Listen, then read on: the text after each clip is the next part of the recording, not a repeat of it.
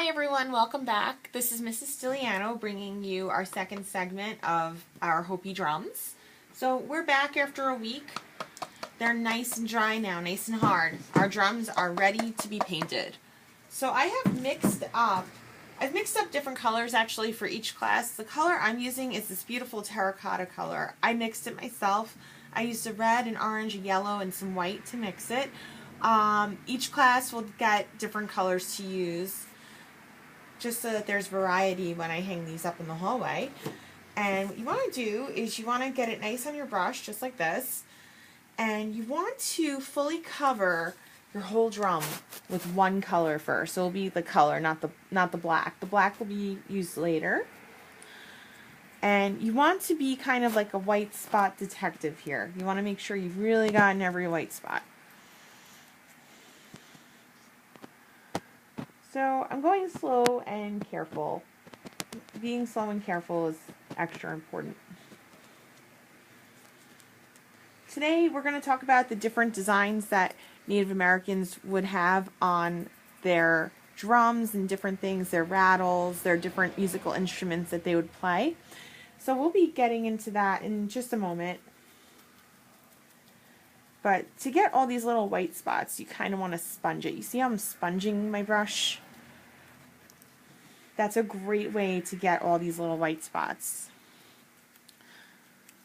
So I'm going smooth, and then I just kind of use it like a sponge. You don't need to go hard, by the way, with these brushes. We want these brushes to last us a very long time, so we have to treat them really nicely.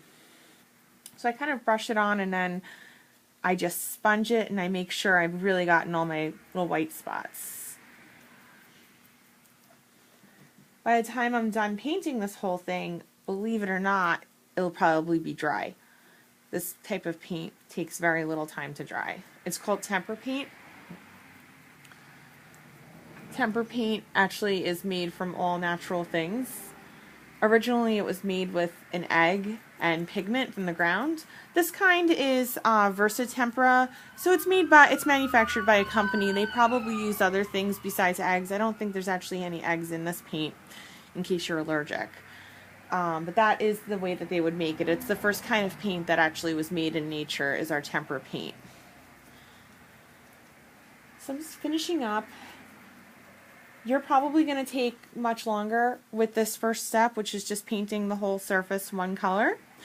If you see that any area is not fully covered, you can do a second coat. It's very important that you have nice coverage with this paint. Okay.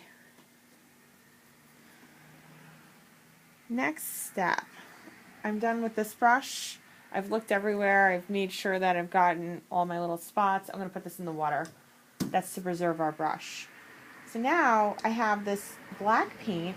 And what I'm going to do with the black paint is I'm going to be painting just different designs and patterns on my drum. So yours does not have to look like mine. I'm going to put some different patterns on the board for you to see some common Native American patterns, okay? So this is just the one that I've chosen to do today. Okay.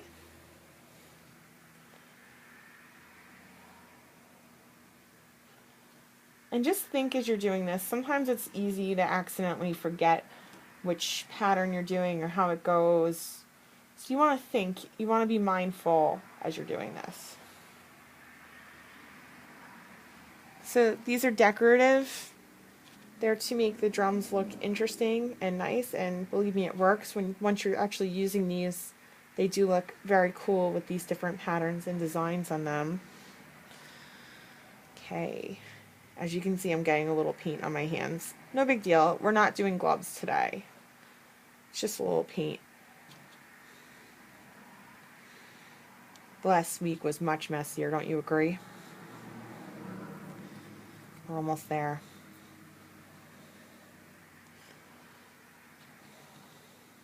Now I can see I can finish up by putting a little V over here.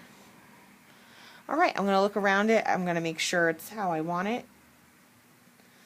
Okay, so next week when you come in, each student will get to pick an animal that they're going to make for the middle of their drum. We're not going to do that this week though. So we're going to leave the middle clear. What you can do is paint a few more patterns right around the edges, but not in the middle. So leave the middle clear. Next week you're going to get to pick your animal. The Hopi Native Americans were very big on animal symbolism. So for our next video, we will pick our animal that will go in here. Just be consistent with your pattern. Once you start it, you're going to stick with it. Maybe I'll go and put a little dot in the center of each of these. And kind of make it your own. It doesn't have to look exactly like the ones that are on the board.